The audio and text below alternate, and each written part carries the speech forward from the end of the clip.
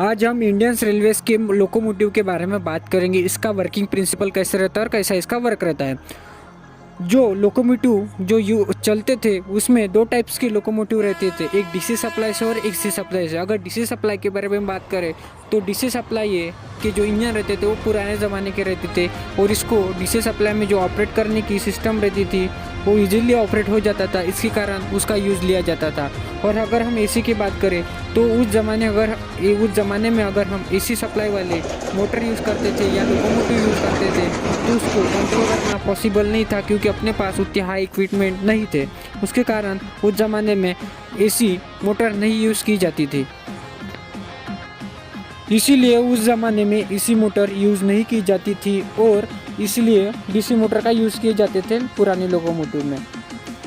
अभी हम बात करेंगे लोकोमोटिव में अंदर करंट कैसे आता था और कैसा इसका वर्किंग प्रिंसिपल रहता था। लोकोमोटिव में मेनली पैंटोग्राफ की मदद से करंट आता था। जो ऊपर के दो तार लगे रहते थे, एक सपोर्टिंग तार रहता था और जिसमें करंट रहता था, जो मतलब करंट रहता था उसके अंदर 25,000 के ऊपर करंट रहता था।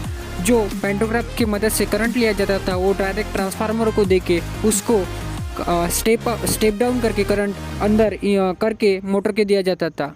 उसमें 3 फेस मोटर यूज़ की जाती थी और उसमें जो ट्रांसफार्मर रहता था वो 3 फेस करंट कन्वर्ट करके अपने मोटर को प्रोवाइड किया जाता था, इसलिए वो मोटर वर्क करती थी। जो एसी करंट में मोटर लगी रहती थी वो इंडक्शन मोटर रहती थी। इंडक्शन मोटर बहुत ही हाई एफिशिएंसी जो अभी की जनरेशन में यूज़ की जाती थी और हाई टॉर्क और इसमें लोड खींचने की कैपेसिटी बहुत ही ज़्यादा रहती थी अभी, इसलिए इसको कंट्रोल करना बहुत ही आसान रहता था। इसलिए अभी हर एक नई इंजन में इंडक्शन मोटर यूज़ की जाती है और इंडक्शन मोटर हाई एफिशिएंसी और हाई टॉर्क वाली मोटर रहती थी।